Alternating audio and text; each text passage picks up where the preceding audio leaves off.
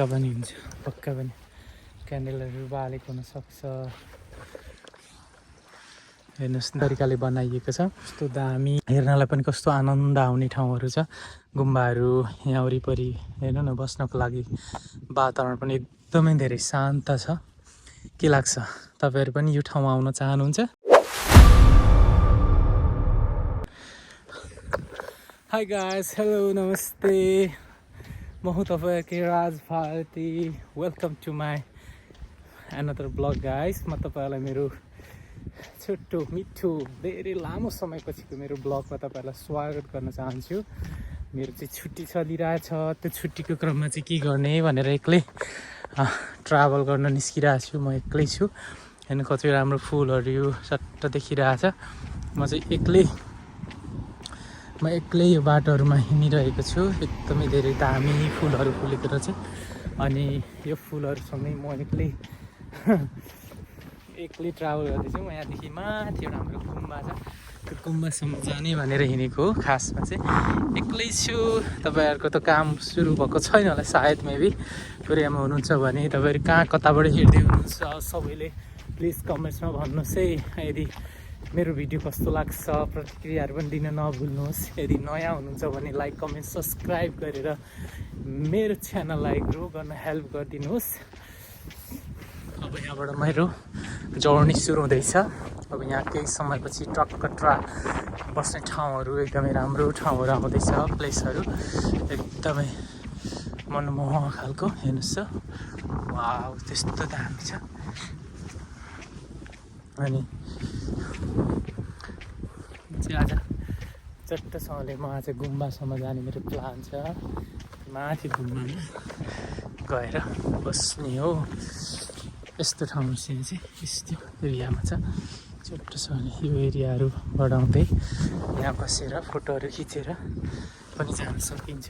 यहाँ हुँदै यस्तो चट्टसँगलेको बाटोमा हिँड्दा एक्लै मजा पनि आउँछ है। घुमेर जाँदाखेरि सानो छोटो टनलभित्र सागहरू रोपेको छ। यहाँ माथि कम्पनी छ, यहाँ चाहिँ हाम्रो दाइहरू हुनुहुन्छ। यो इस्काभेटरलाई देख्दा चाहिँ नेपालको सुकुम्बासी बस्तीमा अहिले बाले सरकारले लगाएको डोजरको याद पनि दिलाइरहेछ। यस्तो डोजर चल्नु चाहिँ गलत थियो, तर के गर्नु, अतिक्रमण गरेर बसेपछि फिर्ता ल्याउनु पर्ने पनि हुन्छ। सरकारको नीति नियममै पहिले नै सर्वोच्च अदालतले पनि पारित गरेको नियमहरू रहेछ। सो अब यसमा हामी के भन्ने, सुकुम्बासीहरूको सही सदुपयोग, सही व्यवस्थापन होस्। दुःख वर्षा याममा आउँदैछ, तिनीहरूलाई बस्ने बासहरूको व्यवस्थापन होस्, राम्रो सही चाहन्छु। म त थोरै हिँड्दै गलिसकेँ त, के हो अझै धेरै माथि छ त। हेर्नुहोस् न, यता यस्तो कम्पनीहरू छ, यस्तो डोजरहरू बसिरहेको छ। अनि त्यसमा म एक्लै छु, ट्राभलहरू गरिरहेको छु मैले एक्लै। अनि त्यो ठाउँमा गएर बस्ने हो, पिसफुलमा आनन्द भएर बस्न मन छ। माथि गएर चट्टसँगले एक्लै बस्ने हो। बिस्तारो भरि झर्छु। सोलो ट्राभल गर्दाखेरिको मजा, दुःख अनि राम्रोपन के हुन्छ, यदि तपाईँहरूले पनि सोलो ट्राभल गर्नुभएको छ भने के हुन्छ प्लिज कमेन्ट्समा भन्नुहोस् है। कहाँ कताबाट जोडिनु भएको छ, मेरो युट्युब च्यानलमा पनि जोडिदिनुहोस्। युट्युब च्यानल ग्रो भयो भने म अझै राम्रो भिडियोहरू बनाउने कोसिस गर्नेछु। हेर्नुहोस् त कस्तो दामी छ। अब गुम्बा प्रवेश हुन लागिसकेको छ। अब यहाँबाट चाहिँ हाम्रो गुम्बा प्रवेश भयो। जसरी यसरी यो देखिरहनु भएको छ, यसरी जङ्गल एरियामा। वाउ, कस्तो दामी देखाएछ हो। अब यो गुम्बाभित्र म प्रवेश गर्दैछु। शान्तिको दूत गौतम बुद्ध विश्वको हरेक कुना काप्चामा पुग्न सफल हुनुभएको छ। जसरी हामी नेपाली भनेर गर्व गर्ने एउटा विषयको रूपमा गौतम बुद्धलाई हामी लिन सक्छौँ, जुन चाहिँ शान्तिको अग्रदूत हुनुहुन्छ। केही दिन अगाडि बुद्ध जयन्ती पनि थियो। अब यसरी नै हाम्रो देशको चिनारी भनेको हरेक ठाउँमा, हरेक देश, हरेक कुना काप्चामा पुग्दाखेरि हामी नेपाली भएर बाँच्नमा पनि गर्व महसुस हुन्छ। अब यहाँ हाम्रो नेपाली अनुयायीहरू पनि हुनुहुन्छ भनेको सुनेको छु, भेटेको पनि छु एकचोटि दुईचोटि आउँदा। वाउ कस्तो दामी छ हेर्नुहोस् त। अब यहाँबाट हाम्रो प्रवेशद्वार। Wow look at this guys. Guys अब म चाहिँ हाम्रो गुम्बा, हाम्रो हानसङ सहरमा रहेको यो गुम्बामा म प्रवेश गर्दैछु। तपाईँहरूले पनि सोलो ट्राभल त पक्कै गर्नुभएको होला। एक्लै हिँड्दाको आनन्द छुट्टै, मजा छुट्टै हुनेछ। ओ माई गड हेर्नुहोस् त, यहाँबाट अब छट्ट सुरु हुँदैछ। यहाँबाट हाम्रो प्रवेश यात्राहरू बब्बाल दामी छ, दामी छ। यदि तपाईँहरू पनि यो एरियामा हुनुहुन्छ भने यो ठाउँमा अवश्य आउनु होला। एकदमै धेरै पिसफुल छ बस्नलाई, आनन्द जङ्गलहरूको बिचमा डाँडामा बनेको छ। हेर्नुहोस् त, ओ माई गड फुलहरू हेर्नुहोस् त कति आनन्दको छ। यहाँ हेर्नुहोस् त, अब यहाँबाट प्रवेश हुन्छ। यस्तो दामी दामी फोटोहरू छ हेर्नुहोस् त। ओ माई गड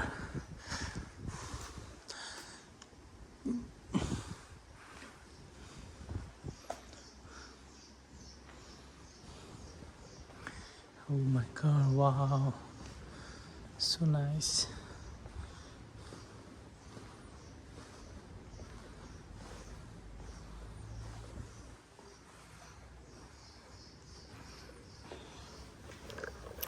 यहाँ चाहिँ यसरी फोटोहरू राखिएको छ, जहाँ चाहिँ जसलाई भेटिएको थियो, जहाँ जहाँ जानुभएको थियो होला सायद। यहाँका अनुयायीहरू, यहाँका मेन मान्छेहरू हुनुहुन्छ, लामाहरू हुनुहुन्छ, लामा गुरुहरू। ओ माई गड कस्तो दामी दामी,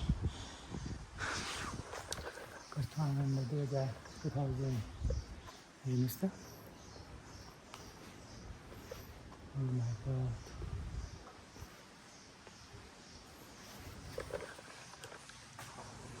दामी। यहाँबाट प्रवेश भित्र हेर्न सकिन्छ कस्तो दामी छ भनेर। हेर्नुहोस् न, उहाँ मूर्तिहरू त्यसरी सजाइएको छ, माथि त्यस्तरी राखिएको छ। Wow so nice. हेर्नुहोस् त, अस्ति केही दिन अगाडि सायद यहाँ बत्ती बालेको थियो होला। यहाँ दुईवटा हात्तीहरूले सट्टसँगले प्रवेश गरेर यस्तो दामी देखिन्छ। अनि हेर्नुहोस् न, यहाँ कस्तो दामी गरेको, यहाँ बत्ती सायद क्यान्डलहरू बालिएको थियो। यहाँ पक्का पनि हुन्छ, पक्का पनि क्यान्डलहरू बालेको हुनसक्छ। हेर्नुहोस् न कस्तो दामी छ होइन त। तपाईँहरू आउनु मन गर्नुहुन्न यो ठाउँमा? हेर्नुहोस् न, पक्का पनि तपाईँहरू आउनुहुनेछ। यहाँ चाहिँ ठ्याक्कै आनसङबाट केही यता लोकेसन हाल्नुमै तपाईँहरू आउनु सक्नुहुन्छ यो ठाउँमा। हेर्नुहोस्, ओ माई गड कस्तो दामी छ क्या, दामी दामी दामी दामी। म यो ठाउँमा चाहिँ पहिले पनि आएको थिएँ, अनि त्यो बेलामा हामी साथीहरूसँग आएको थियौँ। आज चाहिँ म एक्लै आएको छु, धेरै समयपछि, सायद 2-3 वर्ष 3-4 वर्ष पछाडि आउँदैछु।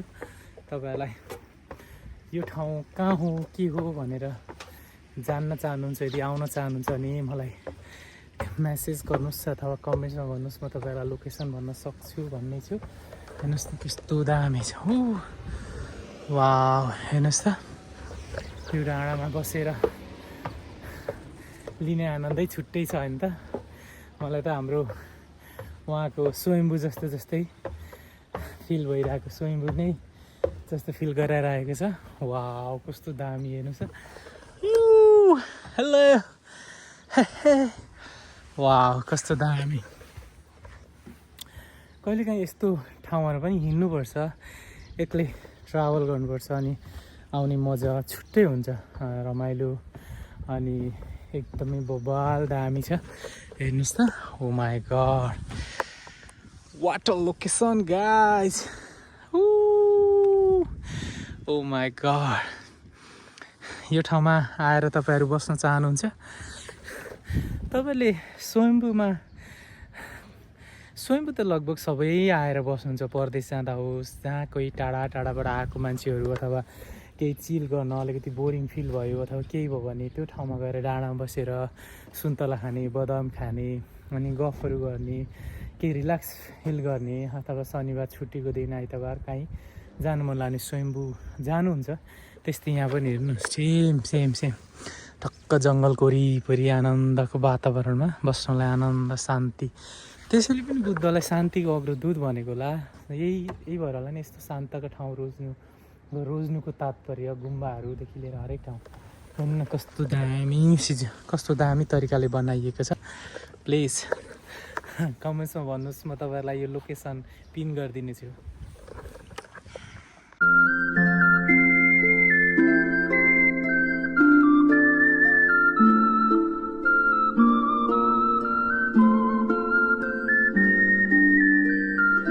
ओके गाइज, यस्तो दामी प्राङ्गणबाट म तपाईँहरूलाई के भन्न चाहन्छु भने तपाईँहरूको मन सधैँ शान्त रहोस्, सधैँभरि घृणाभाव हराएर जाओस्। बुद्धको प्राङ्गणबाट म तपाईँहरूलाई त्यही भन्न चाहन्छु। तपाईँहरूलाई मेरो भिडियो कस्तो लाग्यो, यदि मेरो भिडियोहरू मन पर्यो भने लाइक कमेन्ट सब्सक्राइब पनि गरिदिनुहोस्, फलो पनि गर्नुहोस्। म तपाईँहरूलाई यस्तै नयाँ नयाँ भिडियोहरू फेरि ल्याउने कोसिस गर्नेछु।